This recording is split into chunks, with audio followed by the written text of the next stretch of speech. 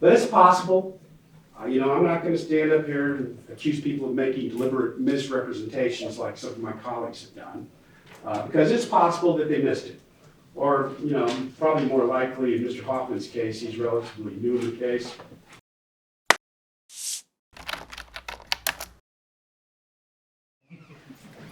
All right.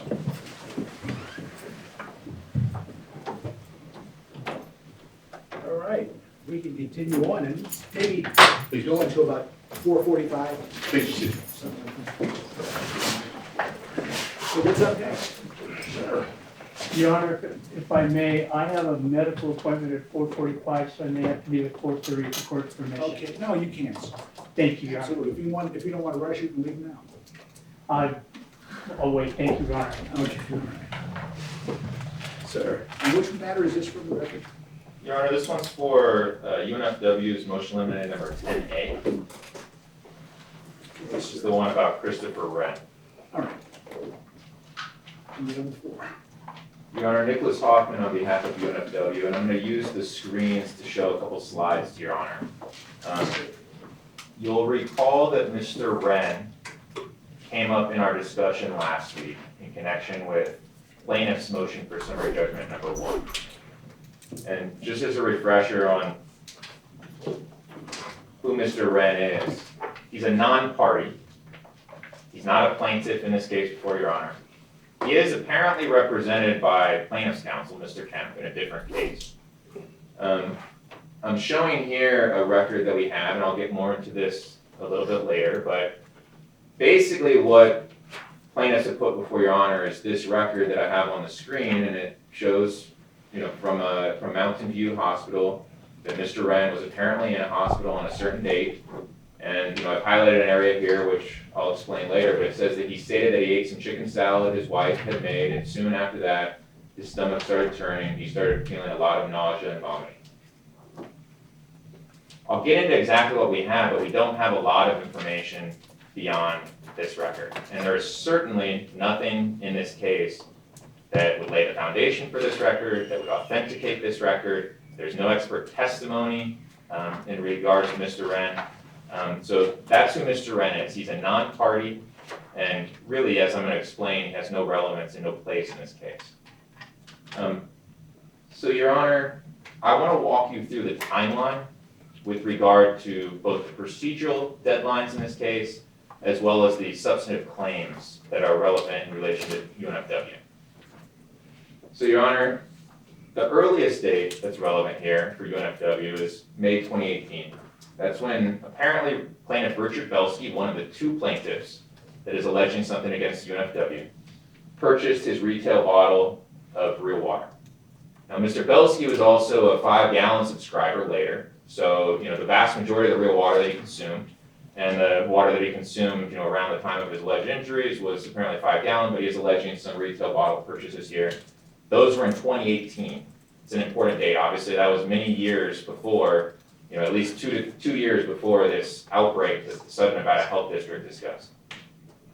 The second date, the next date in line, is actually when Keith Haley, the other individual who purchased retail bottles, allegedly from Whole Foods, purchased his retail bottles. That was around August 2019. So again, over a year before the outbreak identified by the Southern Nevada Health District, over a year before the other individuals, in this case, before Your Honor, the other 5 individuals became sick. In August 2020, August 24, 2020, Christopher Wren allegedly goes to the hospital. That's the record that we're going to discuss, and that's the record that I showed Your Honor a minute ago. On March 16, 2021, Mr. Wren then filed a lawsuit against Real Water. Now again, UNFW is not in that lawsuit. We have no, we do not have the discovery in that case. So we have no access to Mr. Wren's medical records. We're not a party. Whole Foods is not a party. We have no role in that case. And as far as we're aware, Mr. Wren is only alleging that he consumed 5-gallon bottles or 5-gallon jugs in that case. There's no allegation that he, consumed any retail purchases as far as we're aware. And again, it's important to note that Mr. Wren is apparently represented by Kemp Jones, plaintiff's counsel in this case. So then we get to this case. This is May 20th, 2021. Your Honor has noted a couple times over the last week that this case has been going on for 2.5 years, and it has. This case was filed back May 20th, 2021, and we engaged in extensive discovery throughout. There have been, I believe, hundreds of thousands of pages of documents produced. Extensive discovery on all sides and extensive depositions, which Your Honor has now seen. On March 23rd, 2023, we served expert disclosures in this case before Your Honor. So all of the expert disclosures were served. June 9th, 2023, fact discovery, and it looks like it stopped for some reason. There we go. Fact discovery closed in this case before Your Honor. So just a few months ago, or about a month and a half ago. It wasn't until July 10th, 2023, so over a month after fact discovery closed, that plaintiffs filed for the first time a 16.1 disclosure with documents relating to Christopher Wren in this case. So over a month after the close of discovery, and more than a month after expert disclosures, when we had to disclose the opinions of our experts in this case, they served for the first time documents relating to Christopher Wren, and for the very first time, put the medical records, the supposed medical records, which are not authenticated, there's no, as far as we can tell, declaration or whatnot, there's been no witness to authenticate them. But they did, for the first time, over a month after, put those on their 16.1 disclosure. And I would pause there for a second, because I want to show Your Honor some video of a deposition that occurred, and if Mr. Wren ever would have come up, he would have come up at the Southern Nevada Health District deposition. We had the opportunity, I was there, Mr. Pepperman was there. We had the opportunity to depose the epidemiologist from the Southern Nevada Health District, who was part of the investigatory team for the outbreak. And she spoke about, her investigation with FDA and CDC. She spoke about, the outbreak patients and, the probable cases versus suspect cases. She explained that there was no outbreak of real water cases before August 2020. Also in connection with that, I prepared authorizations and I gave those to Mr. Pepperman and plaintiffs, and I asked them to sign and have their clients sign authorizations. And I actually included authorizations for other individuals outside of just this Gallagher case, because we wanted to get to the bottom of it. We wanted to see the probable and suspect cases. Mr. Pepperman and plaintiffs would not give us any authorizations outside of this case. So they only provided authorizations for the 7 individuals before Your Honor. The only 2 that relate in any way to UNFW are Haley and Belsky. So Your Honor, this is at the deposition, and just to set it up, this is Dr. Ying Zhang, as I learned her name is pronounced. She was, again, the epidemiologist on the case. And Mr. Pepperman starts asking her about individuals outside of the Gallagher case. And the Southern Nevada Health District Council starts objecting and saying, well, you didn't give me authorizations for those. This is a violation of HIPAA. Now, he didn't ask about Christopher Wren at that point. He asked about, there were other ones, we and a couple other individuals in other cases. But the point was clear that he did not give the authorizations, and I actually, on the record, you'll see here in a second, tell Mr. Pepperman and tell Southern Nevada Health District's counsel, look, let's get authorizations for all of them, and let's get an unredacted line list of the probable and suspect cases from the Southern Nevada Health District. And once we have that line list, we'll be able actually to see who are the probable cases, who are the suspect cases, and you'll see that Mr. Pepperman, says, oh, we can talk about it, it's not a big deal. So with that, Mr. Stevens, will you play that? Objection. We definitely don't have HIPAA authorizations for those individuals. So you're now asking you're now asking for confirmation of PHI.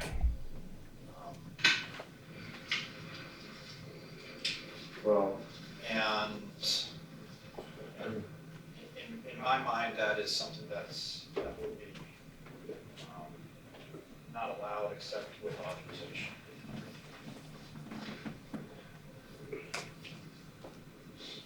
You don't want to, you're objecting to confirming whether they're part of the...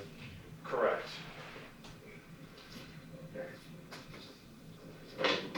We do have authorization, but... So I reviewed the authorizations that came in, and I may be wrong, but I don't remember ever seeing any of those 4 names. And, if you can send me an email, or if you can have your staff send me an email that shows that. So, well, And frankly, I didn't anticipate that we would have questions about specific individuals based on the matters that were noticed for deposition today. So what we received was essentially authorization specific to the Gallagher matter, and that's what we relayed to them. But I was going to propose anyway, maybe the 3 of us can coordinate on the authorizations and, for instance, get an unredacted version of the line list that's Exhibit 20, and that might resolve some of the problems. Assuming we get the authorizations, I think we could probably get the unredacted version of that from Ed. Well, yeah, we can discuss that. Yeah, to the extent that we received authorization and an individual's name is on that line list, then we could unredact that individual's name. So, Your Honor, what that shows is me, on behalf of UNFW and Southern Nevada Health District's counsel, saying, look, we can coordinate here. If we get the authorizations for all of these individuals, we'll be able to get the unredacted line list. Let's see where the probable suspect case is, and we'll actually get the information.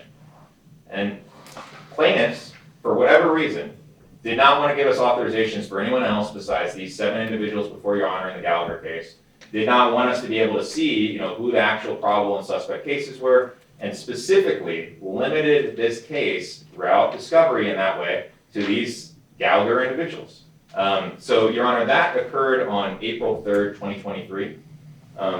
Back in the timeline, that's when, I admit after expert disclosures were served, but before fact discovery closed, and fact discovery deadline came and went, and they did not give us any of this information, did not give us, Mr. Wren's medical records, did not put them on their 16.1 disclosure.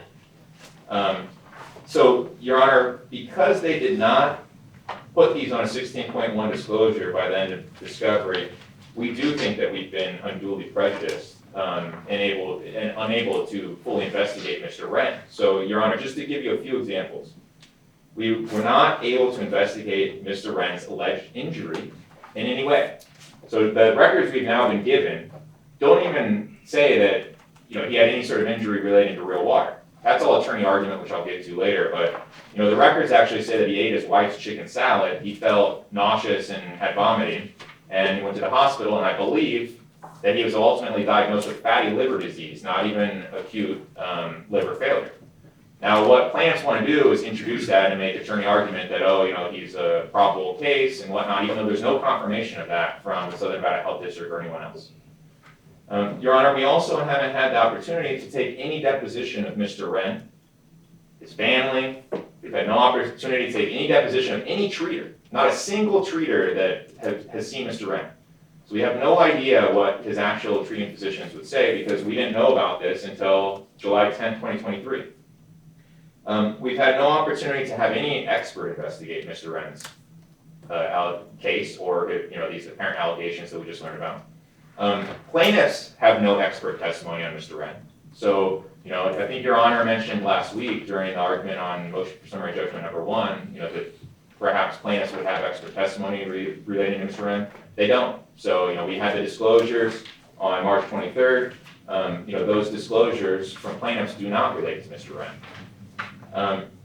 Your Honor, we also haven't had the opportunity to have our experts look at other alternative causes of his alleged illness. So, Your Honor, because of those things, for the reason that these was not timely disclosed, we do think it needs to be excluded on that basis. And we do not believe that plaintiffs have successfully shown that it should be allowed under Rule 37C. So, Your Honor, we do not think that the Christopher Wren documents are substantially justified or harmless. So, substantial justification, just as an example, I emphasized a number of times that Christopher Wren is represented by Kemp Jones. They filed his case apparently on March 16, 2021, so well over 2.5 years ago. Apparently, they've had his medical records for over 2.5 years. They didn't give them to anyone in this Gallagher case. They didn't produce them to us. So, there is no substantial justification there. And it's certainly not harmless for all those reasons that I just explained. I mean, we haven't even had a chance to investigate Mr. Wren. And essentially what is being proposed here by plaintiffs is to have a hearsay out-of-court document, as I'll get to in a second, and to be able to make attorney argument from it and say that it has some sort of connection when the Southern Nevada Health District has not confirmed that, CDC has not confirmed that, FDA has not confirmed that. The time came and went where we could have had any of them confirm it, and plaintiffs chose not to have them do so. Now, during the argument on the motion for summary judgment number 1, Mr. Kemp at one point yelled that he had FedEx to UNFW's counsel, to me and Mr. Neal and our colleague Joan, some of the records or whatnot, and I struggled to figure out what he was speaking about. And I finally figured it out. So on May 26, 2023, so I guess a week and a half or so before, 2 weeks before the close of fact discovery, in connection with an expert deposition that I was defending, a UNFW expert, he sent me a binder, and it was 3-4 inches thick or whatnot, with a bunch of different exhibits in it, dozens of exhibits, hundreds of pages, and apparently within it, there were 14 pages, which I've now printed out, 14 pages of Christopher Wren's medical records. A total of 14 pages. Now, they have produced with their 16.1 over 700 pages now, and that was on July 10, 2023. But apparently in the end of May, so about 2 weeks before fact discovery, this is what Mr. Kemp, I believe, and he can correct me when he gets up if he was speaking about something different.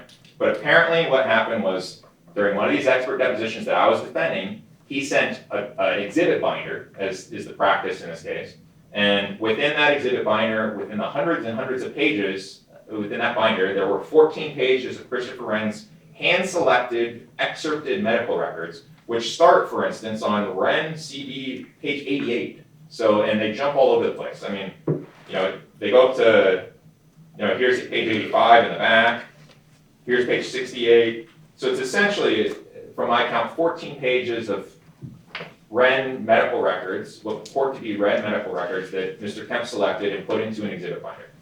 But again, this was not disclosed on any 16.1. So even if these were in an exhibit binder in the end of May, they were not disclosed on any 16.1, and we had no clue. And based off of all of their actions throughout this case, I mean, everything that we could tell is that they're limiting this to the Gallagher plaintiffs. They don't want to give authorizations for anyone else. They don't want Southern Nevada Health District to be able to give us an unredacted line list. So, obviously we do not feel that the FedEx with a binder with 14 pages of records is sufficient when it's, a week and a half to 2 weeks before the close of fact discovery. So, Your Honor, that's the first basis. That's the argument for 16.1 in Rule 37C. We do not believe that this Wren case or his medical records should be allowed in this trial because they were not timely disclosed. There was no justification, and it certainly is not harmless. Obviously, UNFW has not had a chance to investigate any of this. We haven't even had a chance to have an expert look at these, and we don't even have a chance to subpoena the records to see if we're getting all the records. All we have are what Mr. Kemp, who has apparently had these records now for over 3 years, or I guess over 2 years, what he decided to give us. So, Your Honor, the second basis is that these are clearly inadmissible hearsay. And we got into this a little bit in connection with the motion for summary judgment, but I wanted to go into details about why they're inadmissible hearsay. Your Honor will recall the discussion that we had about showing notice versus defect or causation, and how that comes into play with prior incident evidence. So, Your Honor, obviously with a prior incident, there is that distinction. In all the case law, including Guinness and other cases that plaintiffs cite, they all state that you got to look at what the prior incident evidence is being offered for. Is it being offered for notice, or is it being offered for causation? That's the important thing, and there's important distinctions on why. So, just as an example, A subsequent incident that is trying to be used to show notice is not allowed, because obviously, if you get notice of something that happened after the person was already injured, there's no relevance there. So I mean, if I go out and I slip on the courthouse steps, and then, 2 days later, Mr. Neal does, I mean, the court or the city knowing about Mr. Neal slipping 2 days later has no relevance on whether they had a duty to do something before the earlier incident in order to prevent that. Another important distinction between notice and causation for prior incident evidence is that, for hearsay, and this is where apparently plaintiffs were going last week with this Wren case, or at least they say, is that for hearsay, it's sometimes allowed to show notice because it's not necessarily for the truth of what's in the document, but it's merely to show that that information was given and transmitted to that specific defendant. So, the important thing is, when was that information transmitted to a defendant? And so statements of a third person, out-of-court statements concerning dangerous condition are admissible for the limited purpose of showing knowledge on the part of the defendant who heard them. Notice, though they are inadmissible hearsay on the issue whether there was in fact a defect or a dangerous condition, or in this case, causation. So that's yet another important distinction between notice and causation. And so that becomes important because, again, for the timeline, Your Honor, Christopher Wren filed his lawsuit against Real Water on March 16, 2021. So he would have, for notice purposes, we're only in the case for Richard Belsky and Keith Haley. That's a subsequent incident. That has no relevance whatsoever for the purpose of notice against UNFW. There is nothing that this Wren case, even if, and I'm going to get to this in a second, there's absolutely no evidence that this was transmitted to anyone and that anyone learned about this, but setting that aside, even if, we had known about Christopher Wren allegedly going to the hospital on August 24, 2020, let's say, it still would not provide notice to UNFW or Real Water in relation to Richard Belsky and Keith Haley. It's a subsequent incident. So, Your Honor, and the Guinness case goes into this. I have it here, Your Honor's convenience. So the Guinness case, and this is 86 Nevada 408 at 415, says the relevancy of other accidents, whether prior or subsequent, depends on the purpose for which the evidence is offered. A subsequent accident would not be relevant on the issue of knowledge or notice of a possibly dangerous condition at the time of the injury giving rise to the action. That's apparently what plaintiffs told Your Honor they were going to try to use this Wren case for in relation to UNFW last week. But it can't be used for that purpose because it couldn't possibly have provided notice to UNFW about Richard Belsky's or Keith Haley's incidents. Your Honor, it also can't be used for causation in this case because it is inadmissible hearsay. It's undisputed that this is inadmissible hearsay that they're not going to be able to authenticate. There's no witness here that's been deposed in relation to these Wren documents. As I said, they were only put on the 16.1 after the close of fact discovery. So there's no doctor here that's going to say anything. Mr. Wren's not going to be able to say anything about his injuries.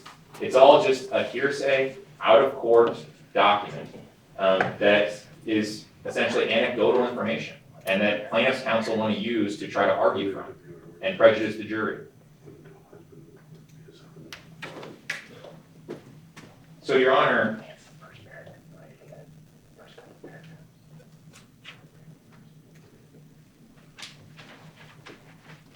and I missed one point. So last week, in connection with their notice argument, plaintiffs tried to argue that this is somehow notice because they don't want to actually use it for the truth of the matter asserted, but they want to try to use it to show the August 18th injury date.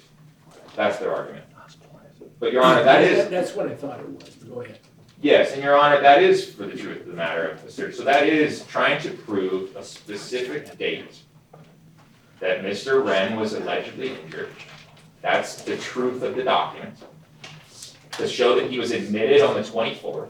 That's what they want to use it for. They want to show that he was admitted to the hospital and that the document is accurate. That he was admitted to the hospital on August 24th. that he had these, that he allegedly had nausea and vomiting, so he somehow fits into this alleged outbreak. That is for the truth, Your Honor. That they're trying to prove through inadmissible hearsay documents that Christopher Wren was an outbreak patient and that he was injured, and that he was injured on that specific date, so that they can try to use that to argue other matters before the jury. That is for the truth of the matter asserted under all of the case law. Now, Your Honor, they cite, in response to the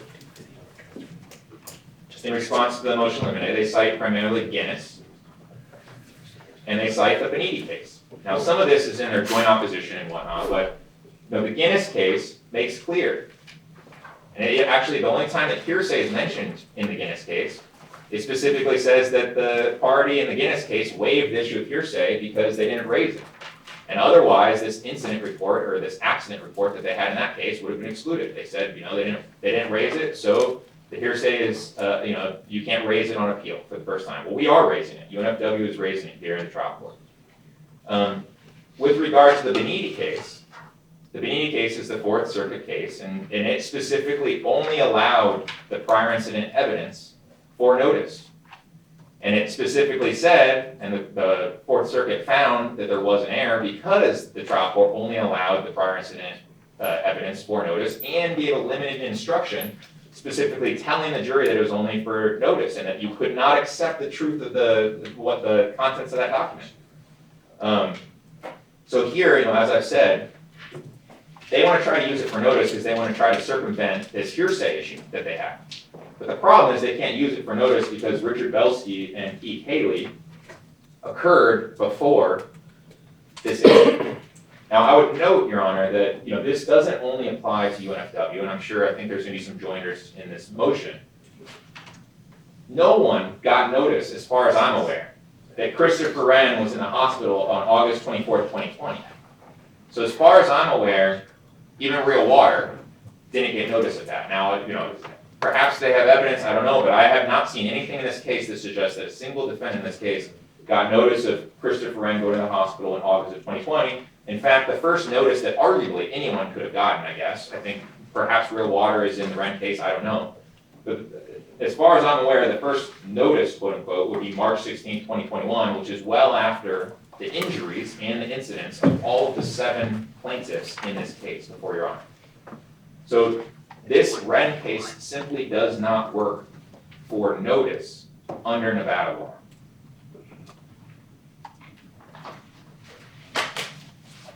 Your Honor, third reason why our motion should be granted is because the Wren case is not relevant and it's speculative.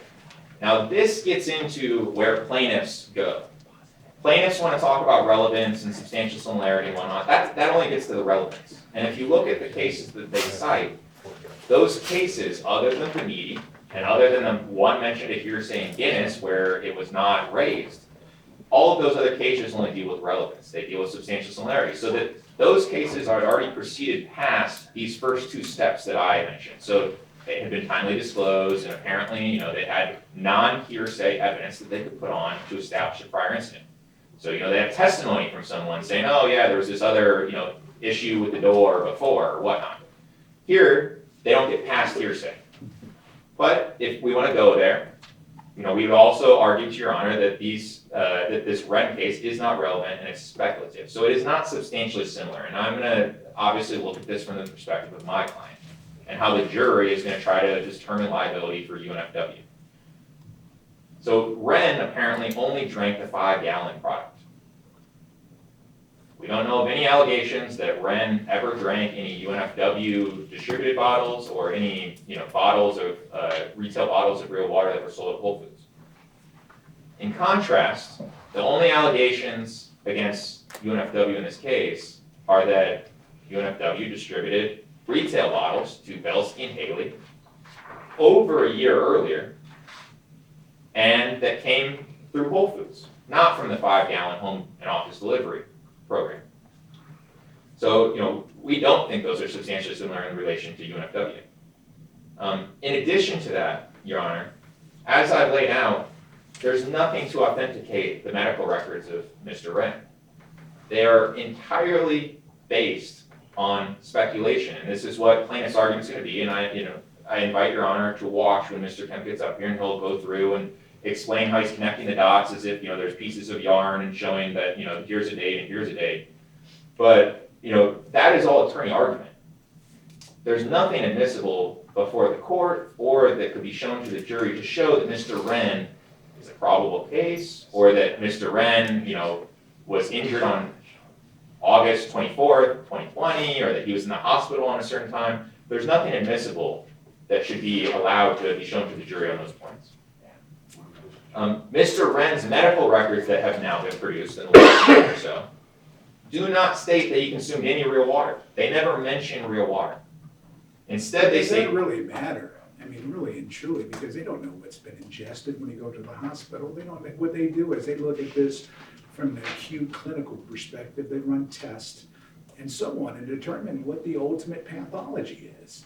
I mean, because that's not what docs do. Here's my question: is it true or not whether or not he was patient number one in the report performed by the health district? we don't know that. I mean, so they're going to connect and say that this date matches up with this date, but the Southern Nevada Health District, CDC, and FDA have never said that because we don't have the authorizations and that discovery has never been allowed. So we do not have any document from CDC, and there's no testimony in this case saying that he's number one. This is not a negligence case. It's not a premise liability case. We're not focusing on the issues of notice. The thrust and focus of the issue in this case would be whether or not there's a defective product and reasonably dangerous pursuant to the restatement of torts 428. I get that. I've handled many a premise liability case, slip and fall, all of that stuff as a litigator. Probably filed 400 of them. I actually litigated a bathtub case at the Dunes Hotel and got money for it too. But go ahead. Your Honor, I don't mind saying. Your Honor, we invite Your Honor's comments. So, I mean, obviously, if this is going to be used for causation. I mean, I don't know what it's going to be used for yet. I'm going to listen to Mr. Kemp, but we're talking about, it appears to me to be the real big issue is focusing on timing. And specifically, timing in regards to where the water came from. That's probably the best we can say. Yeah, and Your Honor, there's no admissible evidence that's not hearsay that they can show on that point. And the problem with that, and the other problem that's compounded by the fact that they designated this or disclosed it after the close of fact discovery, is we haven't been able to investigate any of that. So, this didn't come up at the real water depositions, and this didn't come up in expert discovery for the initial disclosures of experts, because this was not disclosed timely. For Your Honor's point about the pathology, the exact same lines. So, although it doesn't say anything about real water in these medical records, we should be able to depose the treating physicians to see if they considered, if he had alternative causes. We understand that in these medical records, it's interspersed and it says that, he was consuming, for instance, testosterone, which could be, create liver injury. What we're going to have this argument before the jury and be arguing from an inadmissible hearsay document about, what different things mean with no expert testimony on them. We don't believe that that's what Nevada law allows. So, Your Honor, to sum up, we believe this motion should be granted for at least 3 reasons. And, that's because plaintiffs failed to disclose the Wren medical records in Rule 16.1. They did not do so until over a month after the close of discovery. And not only did plaintiffs fail to disclose the records until 1 month later, but they actually obstructed efforts to investigate the outbreak and the entire scope of the outbreak. We don't know. And what do you mean by that? I want to make sure I understand. So this is, for example, the testimony that I showed you from the Southern Nevada Health District. So we have an epidemiologist sitting there. If we had authorizations for everyone that they think is an outbreak patient, she would have been able to provide testimony on all these individuals. I actually transmitted to them the 7 authorizations for this case. And that's why they were prepared to talk about these cases, the ones before Your Honor. So they spoke, for instance, about Kathleen Ryerson. And there's testimony from the Southern Nevada Health District on Kathleen Ryerson. They also confirmed, for instance, that the other 6 individuals before your honor are not outright patients. They were never considered a probable nor suspect case. So Richard Belsky, Keith Taylor are neither probable nor suspect. They never came up, and they didn't come up even through their extensive case finding evidence. So Was there testimony regarding patient number 1? Or outright victim number 1? nothing more than what you're talking about. So here's the line list, and it's all redacted. And I can find that for your honor if you want to see it, but I'm just speaking in generalities here. So they have the line list, and it shows the redactions across the board. And we have no indications on essentially anything other than the onset date and what they drank. And so all those probable cases we know drank the 5 gallon, because it lists 5 gallon across it, rather than the retail bottles. But other than that, we really don't have any information. And we don't have any information. They wouldn't get into specifics about what they investigated for alternative causes for each of those individuals or what they said. And this is going to come up more so with the Ryerson motion, but if you'll let me, I'll show you what the Southern Nevada Health District actually can give you if you have an authorization, and that's the Ryerson exhibit, if you wouldn't mind pulling that up, Mr. Stevens. So if you have an authorization, the Southern Nevada Health District will give you an entire printout of their investigation for that individual. And so for Ryerson, which was the one probable case that they said they had, they gave us that printout, and it has all sorts of questions and questionnaires, and it goes through, their history and the interviews with their family members and whatnot. I think that was in connection with motion limited number 12.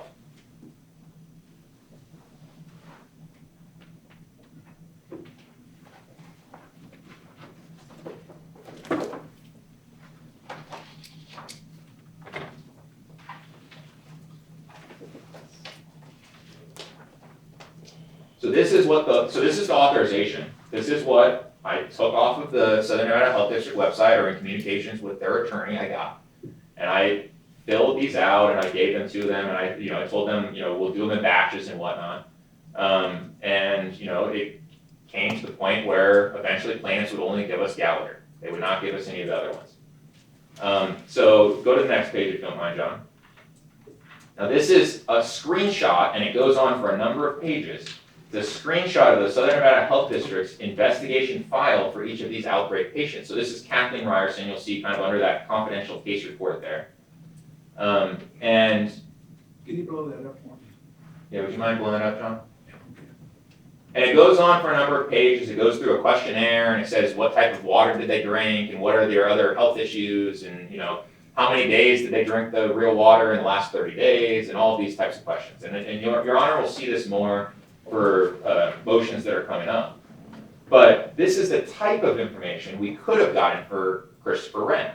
So to answer your honor's question, we don't have this for Christopher Wren. We don't have anything that says Christopher Wren's name on it from any document that ever came from CDC, FDA, Southern Nevada Health District. There's not a single document that says that name on it, because it might be in there, it might be redacted. He could be patient 1, we don't know. With this, do they say what patient this person is? They don't say that. They do talk about onset dates, and hypothetically with this, because we know it's coming from them, we know when they're putting this person's onset date, and we know, and we can kind of match it up based off that. But I still think, obviously the way to really know if there's probable or suspect cases is to get the line list.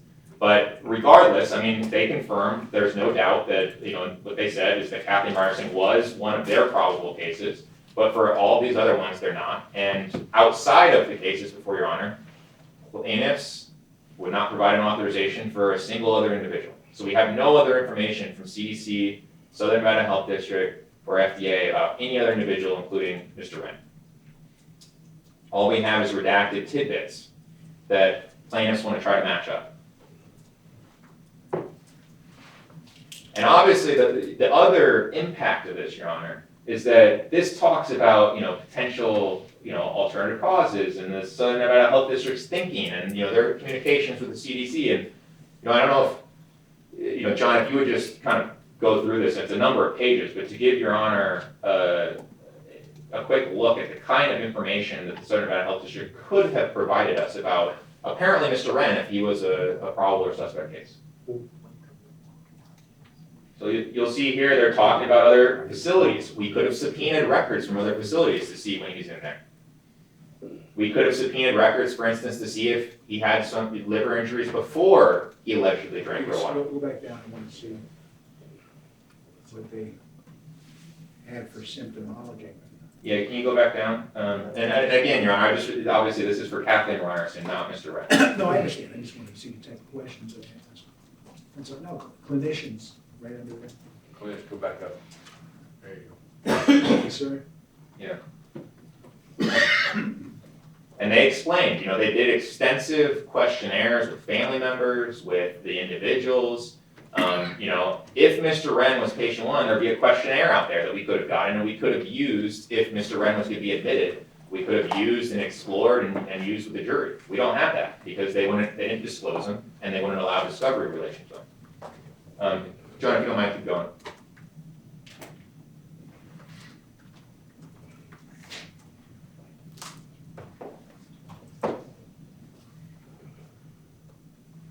So here it's talking about a hepatitis panel. Keep going.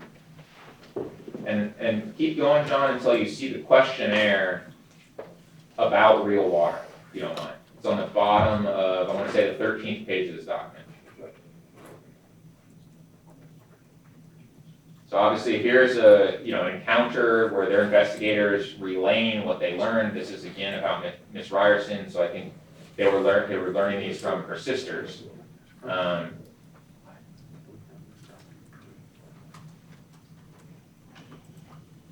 Keep going.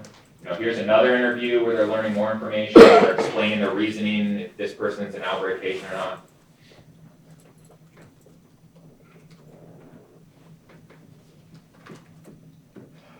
Here, they're showing all admissions that the person had. I mean, obviously, as I've said, we would, if Mr. Wren was going to be admitted, we would want to subpoena and get all of his records. And there's just not the hand-selected version of the records that Mr. Kemp put together.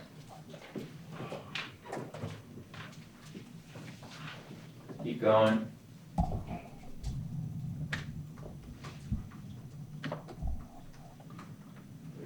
Keep going. Keep going.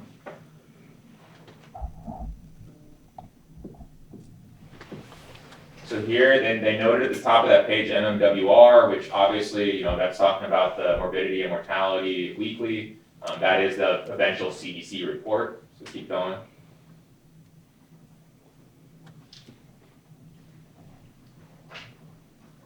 Now here we're getting to real water exposure. So this is another example. This is coming straight from, in Ms. Ryerson's case, so it's straight from her relatives, obviously, but it's coming straight from them about, whether they were consuming 5-gallon product or whether they were consuming retail bottles. Here it obviously says Ms. Ryerson was consuming exclusively the 5-gallon product. But this is the type of information we could have had if we were allowed to do discovery on it, and if we had notice from plaintiffs that they were going to try to incorporate Christopher Wren into this case, which they did not do.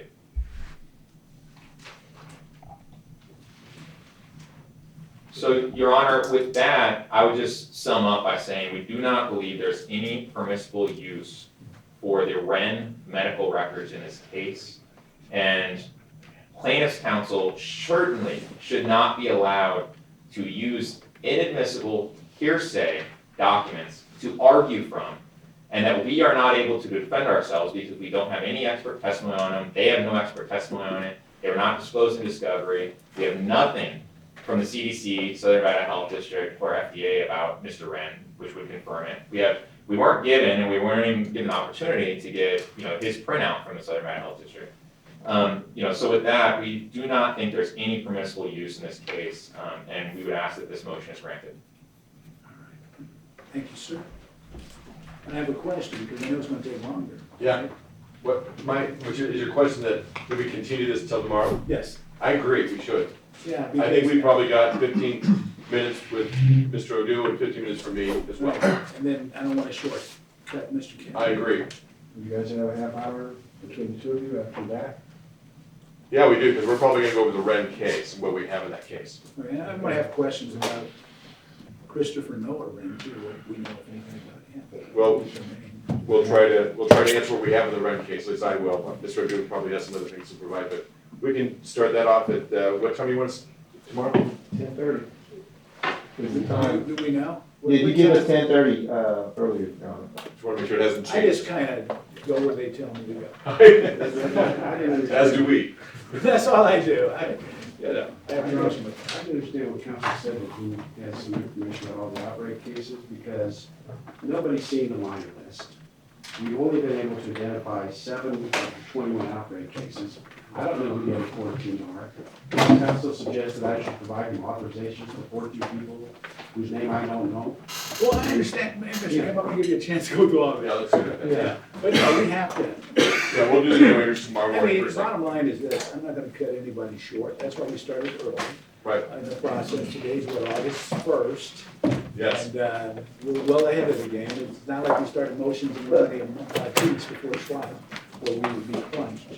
So, Mr. Parker, when is that again? 10:30? Yes, sir. Your Honor. Yes, Your Honor, 10:30 tomorrow. Mr. O'Doul, sir, yes. I have something on the computer. We have a- Real Water has a hearing before Judge Eller in the Arundel case at 10:30. So if we could start at 11, or you can start without me and I'll catch up. No, let's not do that. If he's- Let's go with that. Okay. Your Honor, I have a request as well. For Friday, I raised it earlier, I didn't think anybody objected. Friday, we're scheduled, as I understand it, to start at 9:15. I have an important deposition that starts at 7 in the morning, Friday, and I don't think I can finish it by 9:15. I think I can make it by 10:30 if we could start Friday at 10:30 instead of 9:15, I would appreciate that accommodation. As I told Mr. Kavanaugh, I don't have a problem with that. Yeah, I mean, I've been trying to accommodate everyone. So let's get back to tomorrow. All right, 11 a.m. See you then. Thank you. Is that fine, Mr. I Parker? don't have a problem, Mr. O'Doul has to be somewhere around here. Yeah. Your Honor, can I ask one question though? I have been told informally that this Ramirez case went away. So, whatever time you have to spend on that, I think we'll leave it. Which one, you know That was the July 31st case, it bumped us off the original July 31st. I have no clue. Yeah. I'm assuming it went away because it's August 1st, you're not doing it. I can look it up by case number. 'Cause So you think Mr. Kemp, we're supposed to be in trial right now?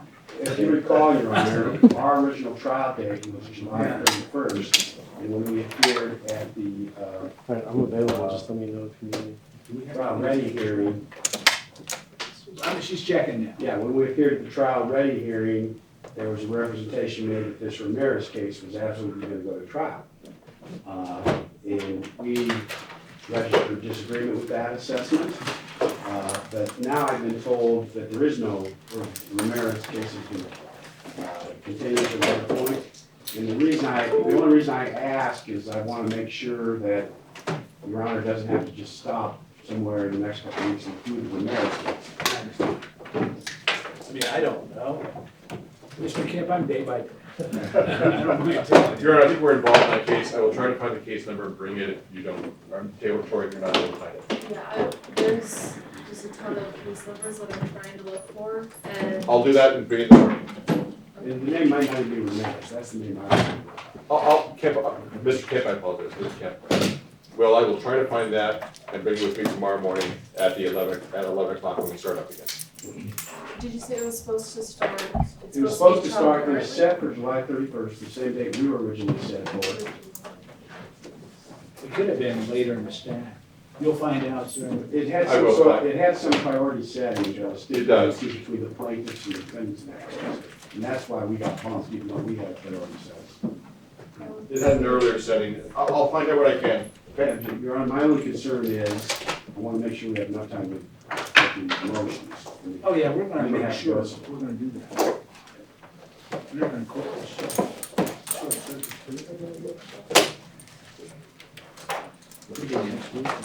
Well, I found minutes, but I wasn't here, so that was somebody else's minutes.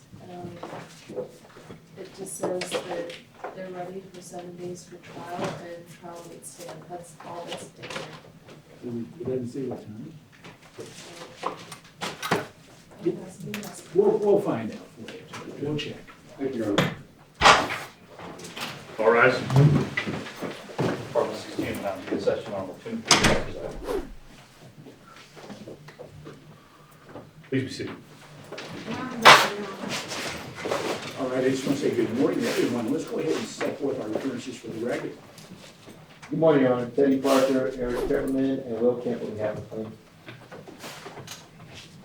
I'm sorry, Jim Neal with Nick Hoffman and David Spurlock on behalf of UNFI. Good morning, Your Honor. Joel Adu on behalf of Real Water and Affinity. Thank you for relaying this for us. No problem there, sir. Good morning, Your Honor. Scott Rasmussen on behalf of Hanna Instruments. Good morning, Your Honor. Jim Kavanaugh for Real Water, Tennessee. Good morning, Your Honor. Rob Robbins for Milwaukee Instruments. Good morning, and I think that covers all appearances, is that correct? Your Honor, I would just add again that Ms. Sutherland is present in court this morning. All right. And I think that Ramirez matter goes to trial on the 21st, is that correct? Is that about- Yep, that's true. Right. Maybe, who knows? I guess I have 2 more decisions I'll issue today that will probably help. We're gonna let that one go. Yes. You know, anyway. I guess we'll continue on with our discussions and argument from yesterday, is that correct? Yes, Your Honor. Scott Rasmussen on behalf of Hanna Instruments. Let me make my way to the podium. I'll try to be brief on just a few points that we'd like to make with regard to this matter. Your Honor, earlier, Mr. Nick gave his argument, and I do not want to cover any of the stuff that he went over with regard to this specific motion. What I would like to do is add to his argument with regard to timing first. And let me say and make sure that the court is aware that there is a case called Wren versus Affinity Lifestyles et al. My client is involved in that case. Here are the dates that you would probably want to know. Expert initial disclosures are September 15th, 2023. Close of discovery is November 3rd, 2023. Both of those dates could be, and I believe for sure the expert disclosure date will be during the course of this trial. Whether or not Mr. Wren, as probably anticipated by the plaintiffs, will have testified by that time is unknown, but certainly would be unduly prejudicial to our experts should he have testified first there before we actually have his deposition testimony, which we have up until November 3rd, 2023 in which to take. Second, the closure discovery may also, if this were to last 2 months, as is anticipated by some of the parties, or at least there's a possibility, could also fall during that date, which means all of discovery, bottlenecks for reports and depositions would be done before that. Which leads me to the next part of the unduly prejudicial part of why I think this is not fair to my client in this case. Let me start with Nevada law on judicial notice and issue preclusion and judicial estoppel. What effect, if any, would Mr. Wren and his medical records being introduced in this case have on whether or not the plaintiffs could claim, well, they've already been reviewed, they've already been seen, they've already been ruled upon by a jury in the Gallagher matter. Therefore, although there was no money award given to Mr. Wren, that evidence was reviewed, and any sort of a holding, including this court's decision to allow those to go forward, would be looked at as, well, they are all authenticated. The amounts of money that are being asked for are all authenticated. The dates of which he believes this occurred or that occurred has already been judicially noticed in either some sort of issue preclusion or some sort of judicial estoppel, because this court has now ruled on something that is happening in another court's of law, another court department. None of those areas have yet been decided by the other court. and the other judge in that case. None of that has been looked at yet. Nothing has been agreed to on that. Nothing has been agreed to as far as authentication. All of those decisions have not yet been made. I agree with what, the only thing I need to say is that everything that Mr. Nick said yesterday with regard to the dates and the timing on this, we agree with everything that he said. And so with that in mind, since these records and Mr. Wren being a witness in this case is not something that we've anticipated at all and was not disclosed until after the close of discovery in this case, it is highly prejudicial to us to go forward with that. With that, those are the dates that I wanted to make sure. That date of the 21st supplemental disclosure by the plaintiffs is July 10th, 2023. I do have a copy of Special Master Floyd Hale's order regarding the Wren, and he calls it Wren/carrier matter, where he gives out those specific dates on expert disclosures and rebuttal expert disclosures.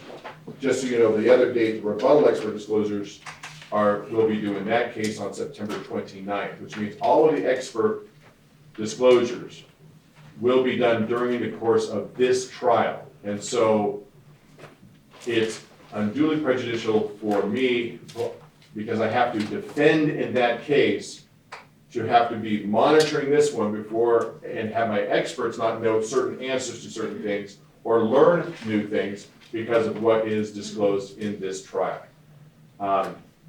Finally, I'll say it in this way. Mr. Wren is a party in another case. I am defending in that case. I will then have to defend these things in two different cases. And the plaintiffs will be given the advantage of having introduced them here without Mr. Wren being a party, for which I'm going to have to defend and put on my best evidence here now, and then have to turn around and try to do it again with now the plaintiffs understanding all of the defenses that I may have with regard to what Mr. Wren is claiming in the other case, for which he is seeking damages. And I see that as unduly unfair to someone who has to be in both cases at the same time. With that, I will yield the rest. Here's my question, and I don't think this has been fully developed. And I thought about this issue, and there's been issues regarding notice. And we know notice is not necessarily a pertinent issue because we're not talking about negligence. We're talking about the defective product that needs to be dangerous pursuant to the restatement of torts 428. Right? Yes. You're focusing on the product, not the conduct of the parties. And I think that's McCourt versus J.C. Penney's, right? Okay. That's the case. And I get that. But to me, I think, and just as important too, Mr. Wren is not making a claim for damages in this case, right? And so the issue is not necessarily proving up medical causation and those types of things that you would do in a damage case or the companion case where he's actually making a claim. It appears to me the issue in this case, and I think I mentioned this a little earlier, really comes down to a question of timing and potentially when was he exposed or when did he consume the product or something to that effect, which is a little bit different issue. Well, with regard to my client and what you're talking about with timing, no, I think there is a big difference. The plaintiffs will claim that Mr. Wren, their client, took Drunk real water, Right. but will not have evidence that I can see as to what the contents of that water was as against 5 of the plaintiffs that are in front of you. They will claim there that based on a decision made by Real Water, they doubled the amount of chemicals because they will say, my client's meter was inaccurate. Now, we'll defend that, but they certainly aren't going to say that there was a doubling of chemicals for Mr. Wren. They're going to say, so now what am I doing with 2 different people near the same time, and what each of them was drinking was different. So with regard to the J.C. Penney case, That's not the same causation elements that I have to deal with. Well, no, JCPenney's is totally different. I agree, and I'm glad you But I mean, recognize that. No, but what I'm focusing on in JCPenney's, and it's my recollection, that case dealt with a young girl who suffered severe burns as a result of nightwear. And the nightwear, and I guess the standard was it should have been protected, it should have been inflammable, and there was a question of whether there was a defect and so on and so on. And part of the focus from a defense perspective was what did we do wrong? And I think at the end of the day, the Supreme Court said, you know, the conduct of the parties is not important as far as that's concerned in a strict products liability case. The thrust and focus is on whether the product was in a defective condition or reasonably dangerous, with the restatement reports for it. Right. And so I get that, I understand that. In fact, I think I worked on that case on remand, that's why I remember that case. But anyway, and so we've had a lot of discussion regarding conduct, this and that, but it's my understanding, and I don't know for sure we'll ultimately get drilled down. I know there's an allegation that Mr. Wren potentially was outbreak case number 1, and I think I understand, I'm anticipating what the arguments are going to be, but I just want to make sure I'm clear on what's going on, because I don't think his records would be produced to make a damage claim in this case, right? And that's a different issue, right? We can agree, we know what you have to do in that regard, you know. But continue on, sir, I just want to make sure. No, and in answering your questions, which you just indicated, the concern that we have is that what effect, if any, will that have in the other case? Where would the plaintiffs take that to the other case? Although no damages has been found, the introduction of that evidence could be used in some sort of issue preclusion or judicial estoppel effect in the Wren matter that will be, I believe, starts. But I don't think that can happen because it's not a party to this case, so there's no issue preclusion, claim preclusion under, what is the case? 5-star. 5-star, yeah. Right. Well, let's see what that other court does with it. That's the concern. I don't know what the other judge thinks about with regard to that, the 5-star case, and how they will look at the introduction of evidence here for that case. I don't want to speculate on what another judge will do with that. And I don't think that this court really wants to speculate on what other judges do with the way. Well, I don't think another judge can do anything if there's not a finding as it pertains to their damage. So is there going to be a finding with regard to this specific evidence, we believe this is exactly what happened? In other words, he took it on this date, he is plaintiff number, or case number 1 by the FDA. We don't know that. I don't know if he is case number 1. We'll hear argument on that, not the FDA, I think it was the Clark County. Southern Nevada Health. Southern Nevada Health District. Yeah, Southern Nevada Health. We don't know that. It's been redacted. The only evidence that we have doesn't show that because it doesn't show anything. So to make that jump on a fact like that, I think in this case would be prejudicial to us in the other case. Particularly since we have discovery that's going on in that case. We have not taken his deposition. We do not know anything. Was he ever contacted by the FDA or the Southern Nevada Health District or any of these things until we take that deposition? So I think it's premature and highly prejudicial, unduly prejudicial to our clients in this particular matter. With that, I'll have Mr. O'Doul continue with what he needs to say. Thank you. Thank you, sir. Mr. O'Doul, you have the floor, sir. Thank you, Your Honor. Let's go to the podium, but I won't be that long. Oh, yeah, take your time, sir. Your Honor, Real Water joined in this motion. Obviously, Real Water is not only a party in the Wren case, but we're defending the Wren case. It's been kind of confusing. We keep talking about Christopher Wren. There's 2 Christopher Wrens. The one at issue I here, understand. Christopher Bryan. Yeah. The other one's Christopher Noah Wren, which is the child. The fact that the plaintiffs are attempting to establish in this case is when did Christopher Bryan Wren become sick? And we've seen some of the medical records. We may have seen the fact sheet. To answer the court's earlier question, Christopher Bryan Wren says in his fact sheet that he and his family have been consuming Real Water for 4 or 5 years. As to when he claims that he got sick from real water, that is the issue of fact before Judge Alf in his case. And the reason why it's less straightforward than we would imagine is we saw a medical record the other day of him complaining that he had a chicken salad sandwich and had become ill, and that was, the date where he first complained. That's an issue of fact in the Wren case. In fact, later, he is hospitalized. And what date is that? I believe it's like July 10th or something like that. I may have that wrong. I wrote it down that way. What we do know from the Wren discovery is that he was diagnosed with liver failure in August. There's an August 25th admission. He was admitted 4 to 5 days prior to that, and that's when he had the liver failure. So we know that the doctors diagnosed him in late August with liver failure. I believe, and I'll let the plaintiffs do their own argument, I believe they're saying, oh, no, he got sick before that. And they're free to make that claim. That's an issue of fact. But the problem we get into is that's an issue of fact for Judge Alf in the Wren case. And it's not very straightforward. I think that they can certainly make an argument in the Wren case as to when he got sick. I don't want to put words in their mouth. They'll make that argument adequately. I think the problem is prejudice, and I think it's not clear when he got sick. And for that reason, we've asked to exclude this evidence because it's more prejudicial than probative, and it really is going to result in a mini trial. Now, UNFW has argued, I think quite rightly, that because they're not in the Wren case, they don't have the access to the discovery that I have. So they may not have all of these facts.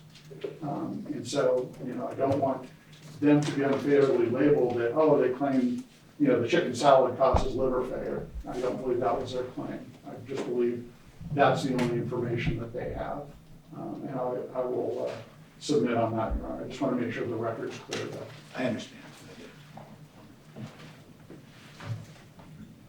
It's only chicken salad with turmeric on it that causes liver failure. In any event, the McCourt case was an interesting case, Your Honor. That was Mr. Gallitz against David Goldwater Sr. I remember I went and watched the trial myself. I don't know if you went and watched the trial, but that was a battle of the titans, so to speak. In any event, to the issue at hand, the first argument that Mr. Hoffman made was that UNFI did not know until June 2023, maybe it was May 2023, I can't remember what he had in chart, that Chris Wren was one of the outbreak cases and was hospitalized in August 2020. So they didn't know that until we gave them some medical records in May or June. That's what they claimed. All right, the Wren complaint was filed on March 16th, 2021. It was the very first case filed in this action. And that's why all the pleadings are filed in the Wren case. Instead of filing motions instead of doing filings in every one of the cases, they're all filed in the Wren case. So let's start with the Wren complaint. Paragraph 8, please, and 9. And we're testing Mr. Hoffman's proposition that he didn't know anything about Wren until May or June of this year.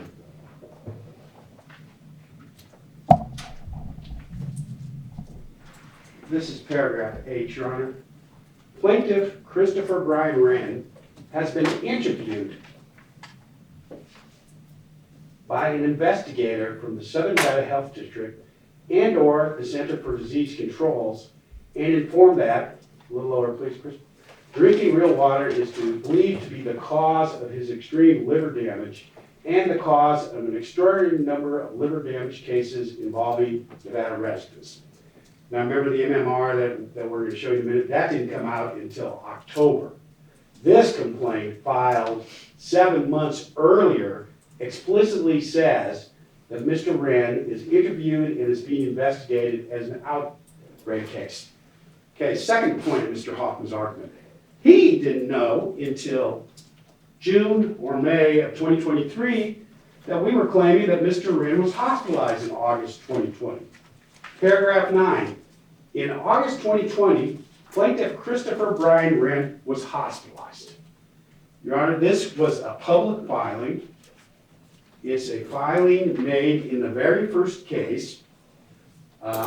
It's inconceivable to me that UNFI is going to argue to you that they didn't read the filing in the first case, but maybe they didn't, okay? I can't believe that. You know, usually these big defense firms, they read every piece of paper they can find so they can charge for it. Okay, let's look at paragraph 9 of the written complaint.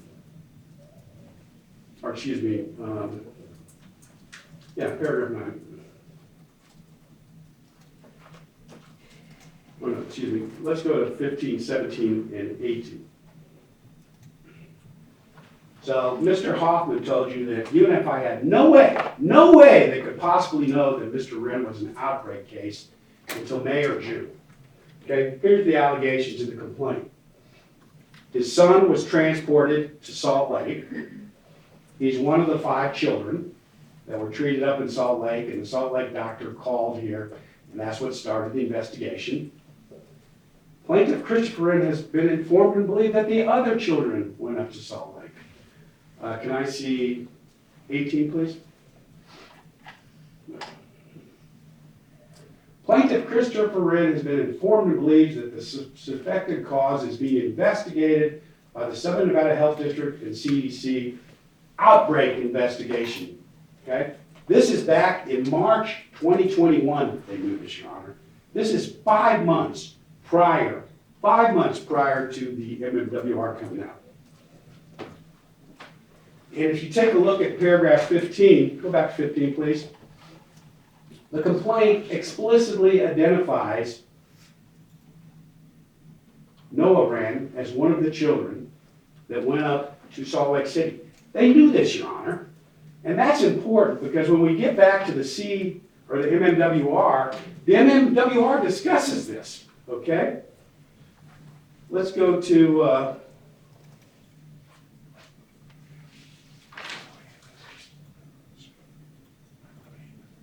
let's stop at 18. You know, it's hard for me to imagine that McGuire Woods overlooked the plain and simple allegations of this complaint. The very first complaint that was filed, Your Honor. But it's possible. You know, I'm not going to stand up here and accuse people of making deliberate misrepresentations like some of my colleagues have done, because it's possible that they missed it. Or, you know, probably more likely in Mr. Hoffman's case, he's relatively new in the case. They just sucked him in from the LA office about 6 months ago. So maybe he didn't know about it. Maybe he didn't know about this. That's possible. Okay.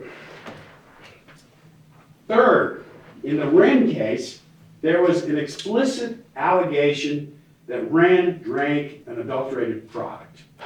Can we go to the third cause of action, please?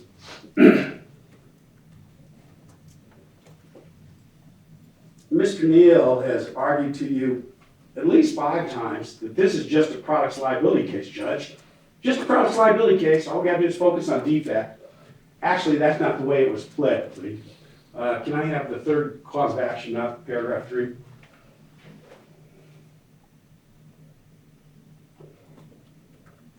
That's the first cause of action, strict liability, failure to warn. Second one, or third one, negligence per se, adulterated product. We specifically alleged, this is in the Wren case, I'll show the Gallagher one in a second, it's word for word identical. This is the allegation made in the complaint, that there was an adulterated product under NRS 585.300. There's 3 different definitions in our statute of an adulterated product. 300, quote, a good shall be deemed to be adulterated if, 1, it bears or contains any poisonous or deleterious substance may render injurious to health, unless the substance is not added, is not, I think that should say, not an added substance, and the quantity of the substance is not ordered to render it injurious to health. Clearly, hydrazine meets this definition, Your Honor. Second definition in the Wren complaint, 310. A good should be deemed to be adulterated if damage or inferiority has been concealed in any manner. They didn't tell people that there was hydrazine in this product, Your Honor. It meets that definition of adulterated product. Third, 320. And these are all or, these are alternative, okay? 320. provides in pertinent part that a good shall be deemed to be adulterated if it falls below the standard of purity, quality, or strength which it purports or is represented to possess. Unquote. Every expert that's testified in this case has said there should be no hydrazine whatsoever. So first, Mr. Neal tells you, Judge, there's no negligence claims here. This is just a products case. And then when we argue motion for summary judgment number 4, he says to you, well, Judge, the plaintiffs are relying upon the FDA definition of adulteration, and he beats that to death. When the complaint, and again, I'll show you the red one in a minute, clearly says this. And I've asked Mr. Parker to address this in a motion for reconsideration with regards to motion for summary judgment number 4, because it is so crystal clear that they sold an adulterated product based on the evidence. But that's not this motion, Your Honor. They knew that Chris Wren was claiming that the real water was an adulterated product. Okay, if this was not enough, let's take a look at the Gallagher complaint. And please show me page 13, line 12, please.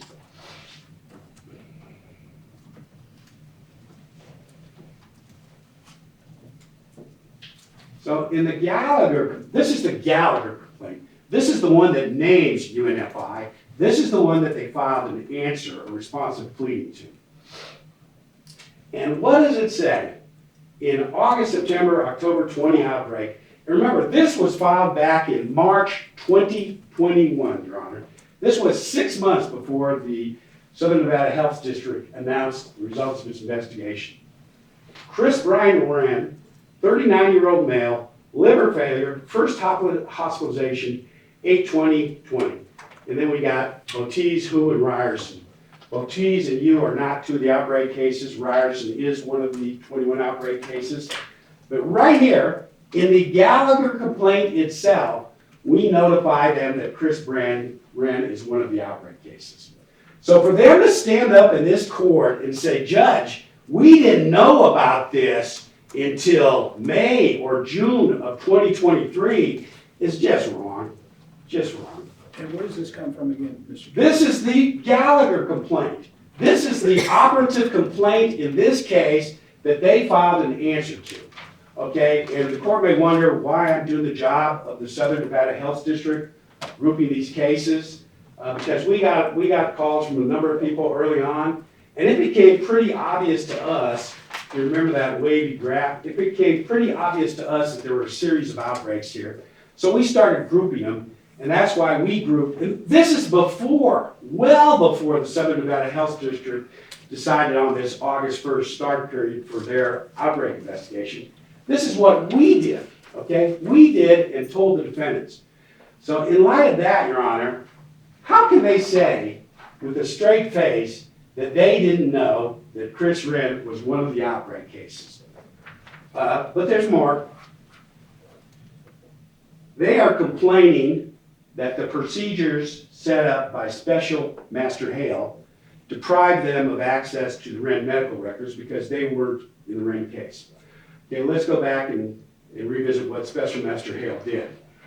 There was a concern that because these are plaintiffs' medical records, they have extremely sensitive information about the plaintiffs in them. For example, one of the cases, not one of these 7, one of the cases, person has AIDS.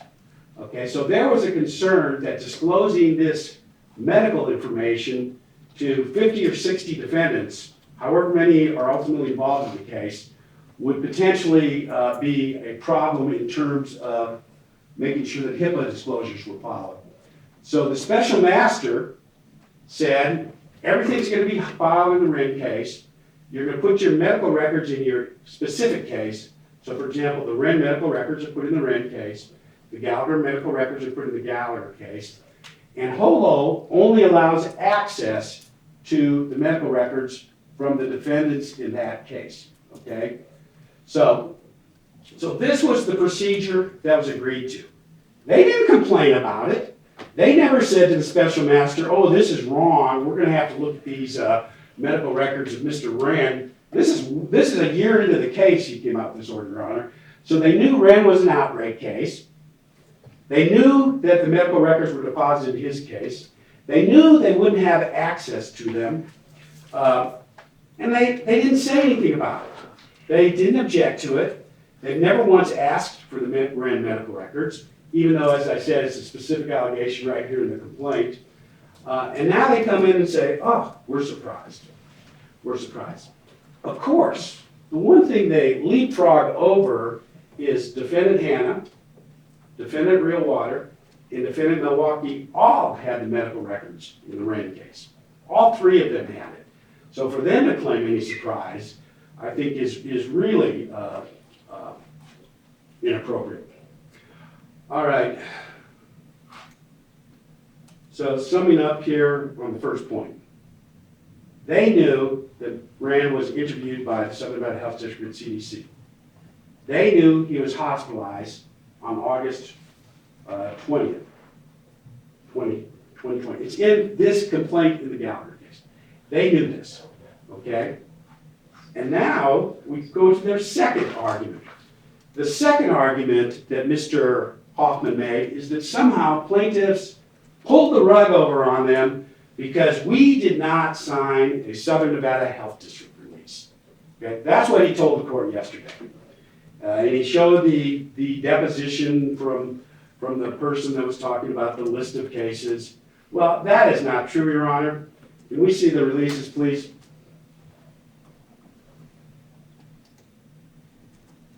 These are the actual releases that were signed by Christopher Wren, by his wife, Emily Wren, and by one of the other of them on behalf of the minor child, okay? They were executed, and why were these executed? Because the defendants, they didn't tell you this either, Your Honor, the defendants went to the special master and they said, we want everyone, every plaintiff, as part of their fact sheet, which is the agreed to interrogatory answers, as part of their fact sheet to execute medical releases. So take a look at the date of that, September 8th, 2022. So they had this at or near that time.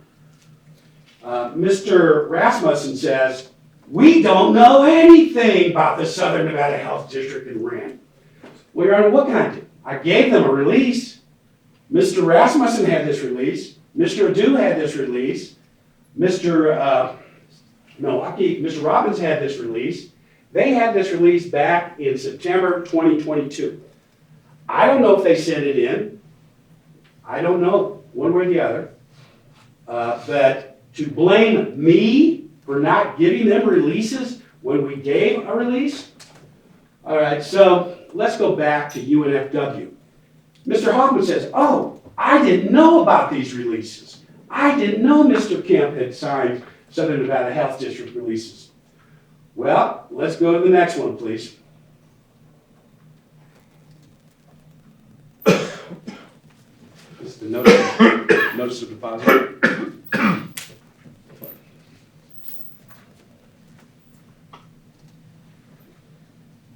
This is the notice of deposit that was filed.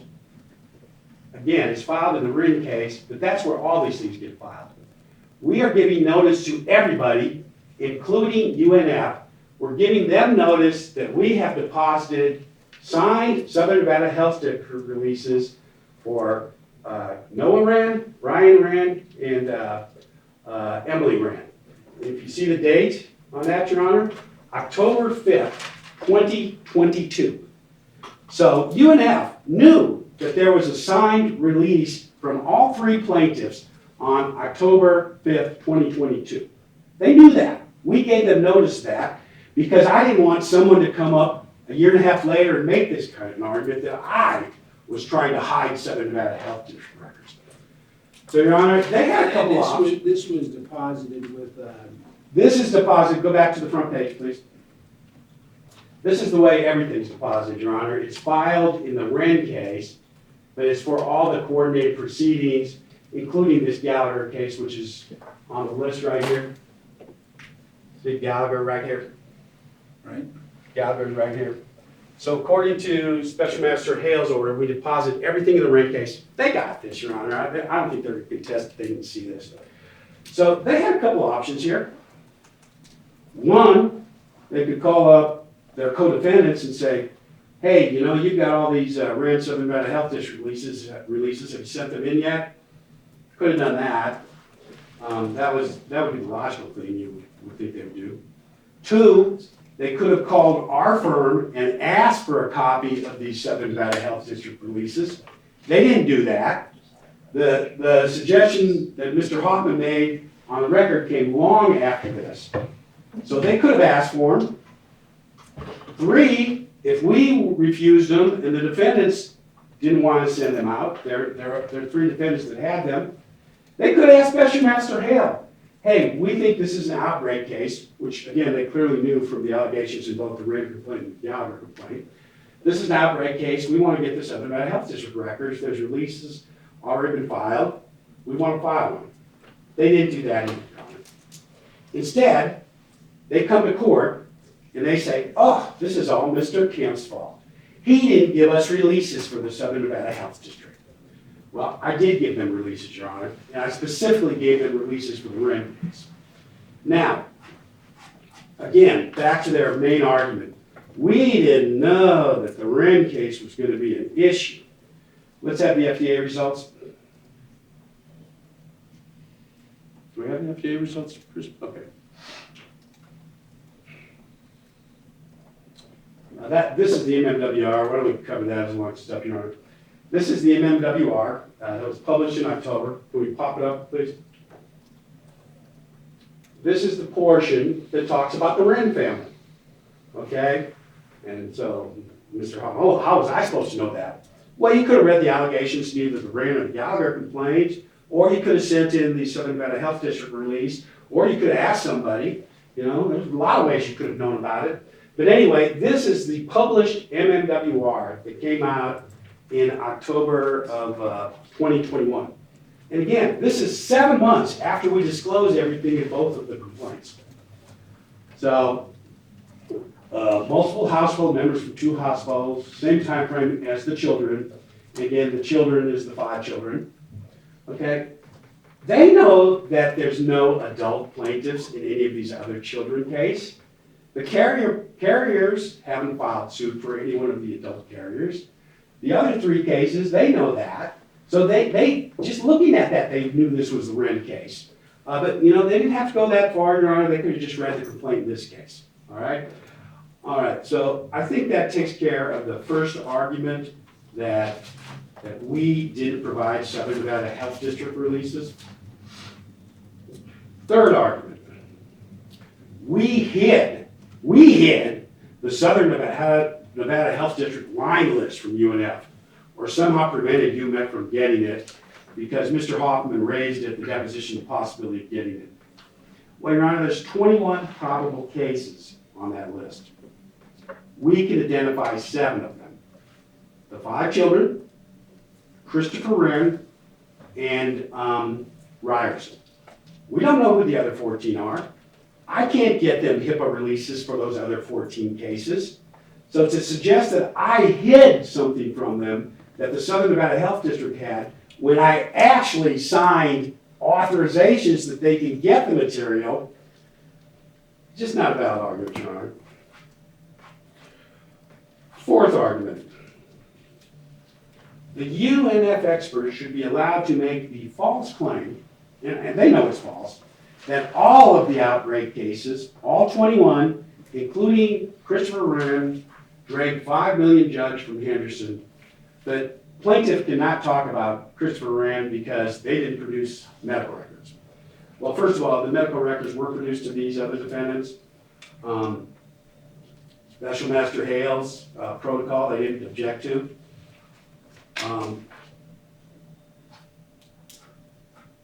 You know, and I don't think it's disputed that their experts, RevCheck, their engineer, Dr. Dara, their causation doctor, they both testified that all 21 of the outbreak cases drank 5-gallon jugs from Henderson, and that because of this, first of all, the retail bottles are fine. They're fine because they were made in Henderson. And also, more importantly, that this is some sort of proof that there's an unknown pathogen that was resulting from something in the Henderson plant, and that this is what caused the outbreak. Well, let's break that down, Your Honor. So they want to say all 21 outbreak cases. If it's how can you present an unknown pathogen? That's the subject of another motion, Your Honor, regarding Dr. Tanner, where he actually testified at that position. It could be 200 possible unknown pathogens. He didn't know which one, if any. He couldn't even give me a name of which unknown pathogen he thought was most likely. But anyway, this is the theory. Different requirements. We do not think that meets the Williams requirements, but that's a different motion, Your Honor. But this is what they're trying to do in the case. They're trying to have these experts come in because there's no objective evidence of any substance in the water or the concentrate that causes acute liver injury other than hydrogen. That's it. That's the only objective evidence there is. Okay, so let's follow through their argument. Because I'm just talking medical causation. The case stands for the proposition, you just can't say it could be this or that or this or that. You have to have evidence. You know, when we get to the Dr. Tanner motion, and he was honest about it, his opinion is it could have been this, could have been that, could have been this, could have been that, could have been this, could have been that. I don't know. That's his opinion in the case, which we think should be precluded for the reasons Your Honor has indicated. That's old school arguments. Yeah, that's pre-Williams. That's Gigolo, Morsicata, Williams, the new case, whose name I can't remember. Okay, so they want to, I can't remember. No, that's the old case. I'm talking about the new case. I was the trial judge in Gallagher. Okay. Not Gigolo. Oh, yeah, Gigolo. That's what I know all about that case. Okay, In so detail. let's follow through their argument. They want to talk about the 21 outbreak cases, say that they all drank real water from Henderson, and they all got liver failure from the real water in Henderson. All right? They don't even know who 14 of these people are. They don't have names for these people. They don't have medical records for these people. Yet this is the standard they're setting out for me talking about the grand case. Okay? So they want their experts to say all 21 of these people drank it from Henderson, and because of that, there must be an unknown pathogen. Okay? There are so many problems with this. Number one, like I said, they don't even know who these people are. Number two, they have no idea that they drank it from Henderson. They're getting that from the Southern Nevada Health District report. They haven't even sent in the Southern Nevada Health District releases that I gave them. They know nothing about these other 14 people because Southern Nevada Health District wouldn't disclose anything for HIPAA reasons. So on the state of that record, they want an engineer, RevCheck, to give an epidemiology opinion. Well, we think there's a couple problems with that. One, he's an engineer. He's not an epidemiologist. If they want an epidemiology opinion, they should have hired an epidemiologist, like Real Water did. Apparently, I don't know if they tried to find a real or an epidemiologist, and the epidemiologist told them, no, Dr. Goldsmith's right, it had to be the rocket fuel. That's probably what happened, but whatever, they didn't hire an epidemiologist, so they're trying to retool this epidemiology opinion into this engineering opinion. Okay, so, but his opinion is that because all, including Wren, came from Henderson, that it proves that it's not a company-wide problem. Again, there's two general theories here, Your Honor. There's our theory, Dr. Goldsmith's theory, that since the hydrogen was in the concentrate, and this exact same concentrate was used in Desert Inn, Henderson, Mesa, that it's a problem common to all the plants. I'll call that the common plant theory. Then there's their theory, which is that everything at DI was wonderful. That's where our wonderful retail bottles were made. The only problem comes from Henderson because all the outbreak cases, all 21, including Christopher Wren, came from Henderson. And they have called this, in their briefing, quote, the key issue, unquote, in this case. It is the key issue in the case because Dr. RevCheck admitted that his opinion was absolutely 100% wrong if Christopher Wren drank real water that came from the Desert Inn plant. I showed him the August 13th delivery date for Christopher Wren's water consumption. Defendants have conceded that the acute liver failure was on August 20th. It's alleged in the complaint. It's shown in the medical records. So that is the key issue in the case. They don't want me to offer evidence on what they call the key issue in the case. And why is that? Because it completely guts their entire engineer epidemiologist opinion. Completely guts it, Your Honor. And in addition, when you don't have this Henderson-only theory, Dr. Goldsmith's theory is what's left. At least he's an epidemiologist. But that is why we're bringing up Christopher Wren. What kind of engineer is this again? You know, I was going to say he's a biomechanical, but I know that's wrong, so. Dr. Revchuk is a water processing engineer. Okay. But I mean, what is a water processing engineer? It's somebody who looks at a bottled water facility, Your Honor, and determines whether the machinery and the processes and the flow of the equipment meet the CGMP and other requirements. Okay. But And he's not- to perhaps, we'll get to that, but I'm curious about that because I understand potentially what they might do, but is He it? shouldn't be given an epidemiology opinion, Your Honor. It's ridiculous. They're even trying it. and Your Honor, I'm sorry, I'm struck, but he's not giving an epidemiology opinion at all. He's relying on public health authorities and their identification of the cases, not as Henderson specific, but as 5-gallon specific. And so But I he's, mean, how can he do that? And I don't mind saying it, I see this all the time, like in tort cases where you have biomechanical engineers trying to come in and give an opinions as to injury causation. sir, They can't do that. Your Honor, he is not giving any causation opinions at all. What he's doing, an expert may rely on the opinions of others.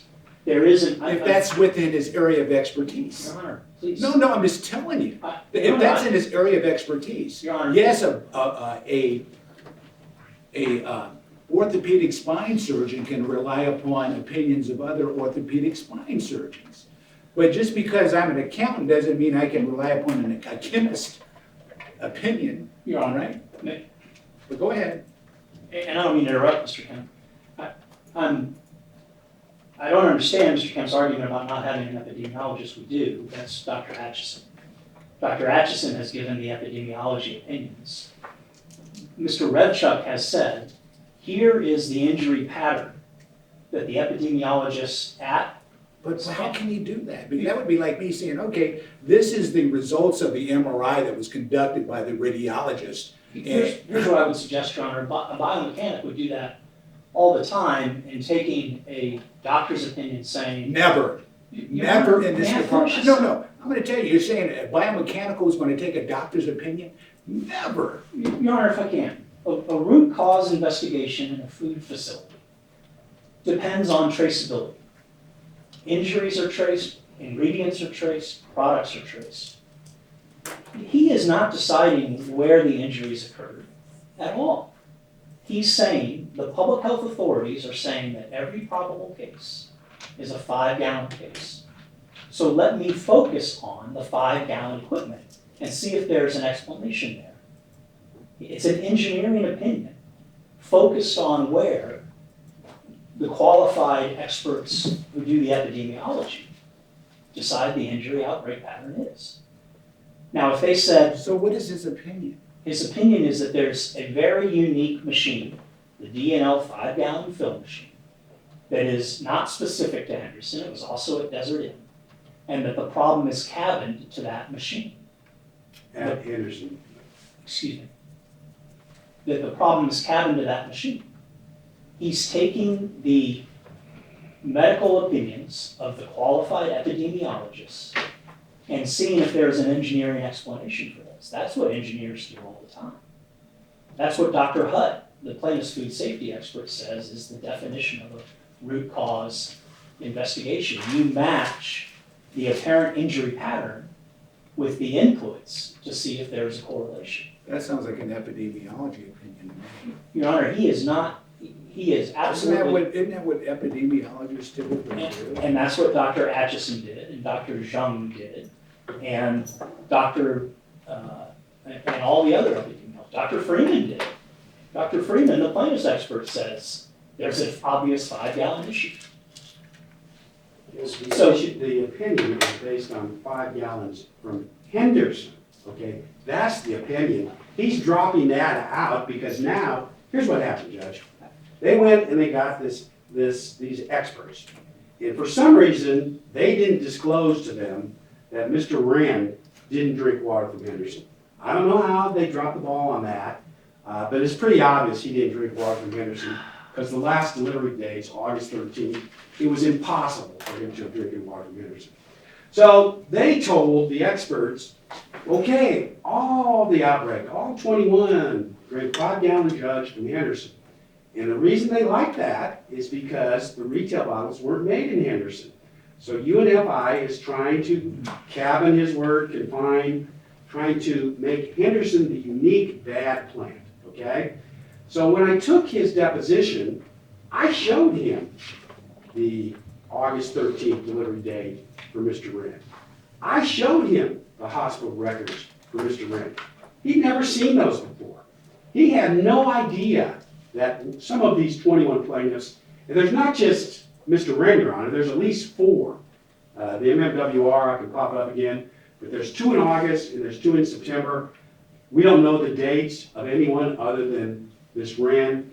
I think Mrs. Ryerson might be one of the September outbreak cases, but there are definitely 4 people out of the 21 that did not drink water that was made prior to the September 30th date. Okay, so they didn't tell the expert that.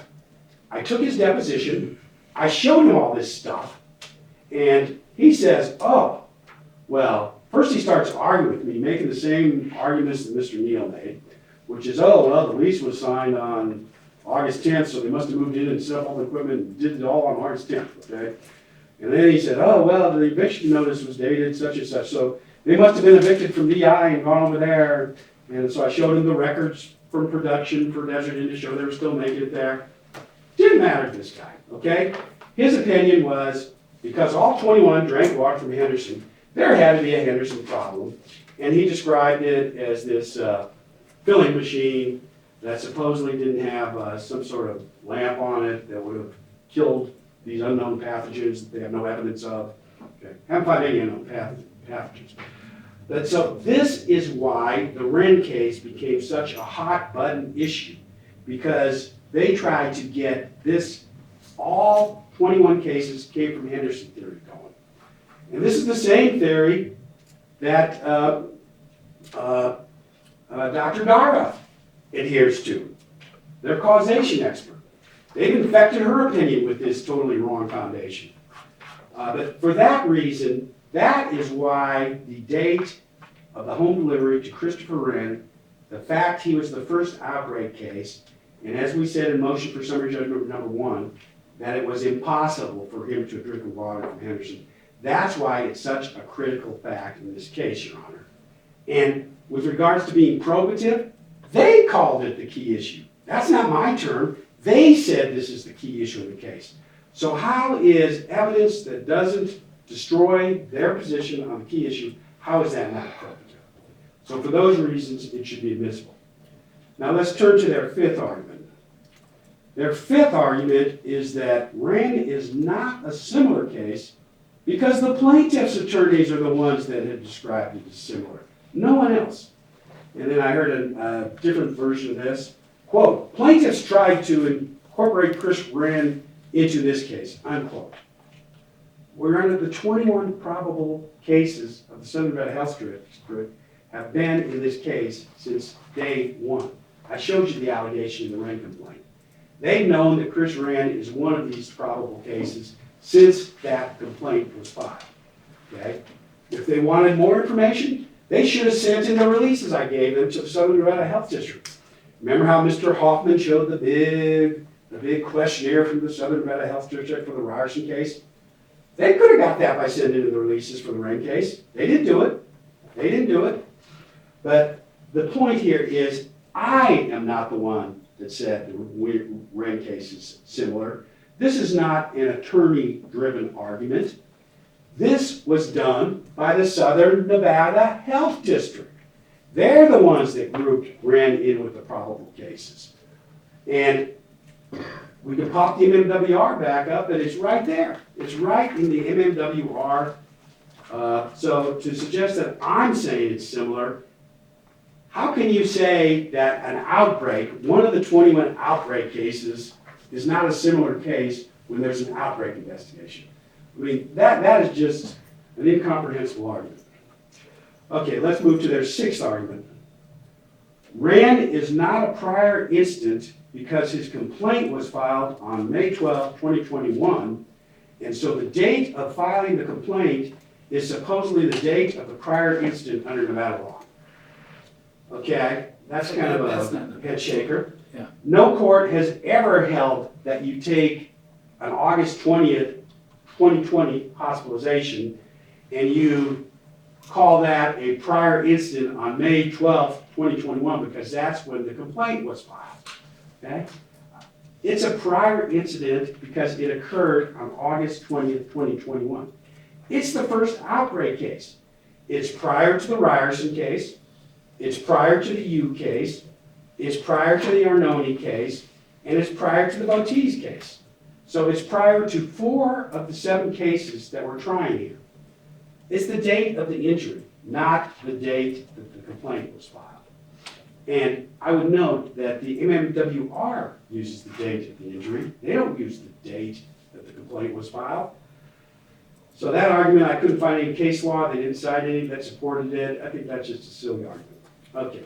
I don't need case law on that one. Okay. Seventh argument. This is actually their 7th argument. And I thought at least this one was inventive. Okay. So the argument is the court should ignore the comprehensive law on admitting prior incidents, both for notice purposes and causation, because in the Guinness case, supposedly the defendant didn't make a hearsay objection, and UNFI is making a hearsay objection now.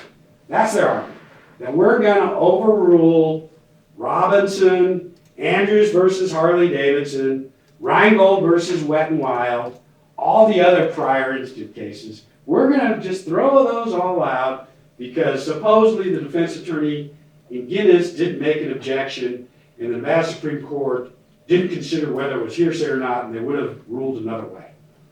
Yeah. Come on, Your Honor. I mean, that's just, forget Guinness. Let's stick with Robinson, Andrews, and the Rheingold versus Wet and Wild case. In the Wet and Wild case, they admitted hundreds of prior incidents of persons. I think they were slipping. I haven't read the case in a while, but they admitted hundreds of prior instances of persons in that case. But anyway, all these cases say the same thing. It's similarity.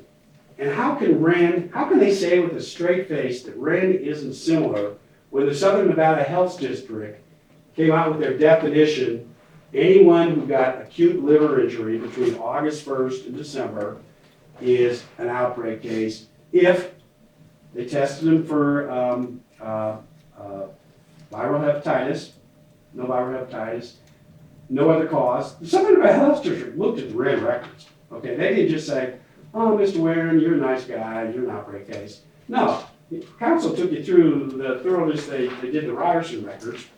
Same thing happened in Wren, Your Honor. So how they can say that this is not a similar case, I just don't get it. All right. 8th argument. In addition to notice and causation, I've already pointed out there is yet an additional reason to admit the Christopher Wren prior incidents. It disproves their theory that all of the probable cases came from Anderson. It proves that the water at Desert Inn had something in it, okay? That same water was used to make the 5-gallon drugs at Desert Inn and the retail bottles. That same water, the water used for the retail bottles and the 5-gallon jugs, it was the exact same concentrate. There was no special concentrate batch for the retail bottles. And then, let's make some concentrate for the 5-gallon jugs. No, when they made concentrate, they made the one big batch. I showed the court earlier the 300-gallon container they put it in. then they took it out of there, and then they mixed whatever they were making, retail or the 5 gallon. So to suggest that they can speculate about these unknown pathogens because all the cases supposedly came from Henderson when they didn't, and we can't prove that the very first outbreak case actually came from Desert Inn, it's relevant for that reason, Your Honor. All right, the 9th argument. This was one I think this is the last one, because I'm sure everybody wants to go to lunch. This is the argument that Mr. Rasmussen made on collateral estoppel. Well, Judge, if we have prior incidents in this case, there's going to be a collateral estoppel problem. Well, I agree with him that there's going to be a collateral estoppel problem, and that's why we selected the plaintiff that we selected to be tried in this case. If the court is aware, we have a 2018 case, a 19 case, 420 case, 2 2019 cases. We have an infant case, we have the estate of Ryerson case. These were deliberately selected so we could get a wide range of plaintiffs' verdicts, so we could argue collateral estoppel under the 5-star case. This doesn't have anything to do with Mr. Rim's prior incident. It just has to do with the Nevada law on collateral estoppel.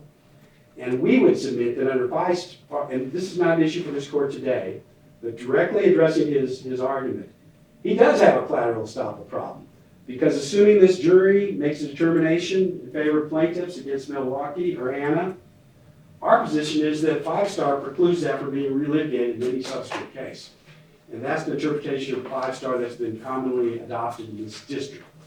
In fact, I've seen judges say that 5-star requires them to make the same ruling on motion to eliminate as the first judge did. But in any event, adding prior incidences in no way affects collateral estoppel. There's going to be collateral estoppel anyway, Your Honor. But for these reasons, we think that the Rim prior incident is admissible and that this motion concluded should be denied. Okay. 12:30 lunch? Lunch, right? Yes, and I'll preserve the reply after. Oh, I'm not going to preclude you from making a reply, and everyone else. Thank you, Your Honor. What do you think? 12:30, 1:40? That sounds good, Your Honor. We'll be here at 1:40. 140? 140. All right.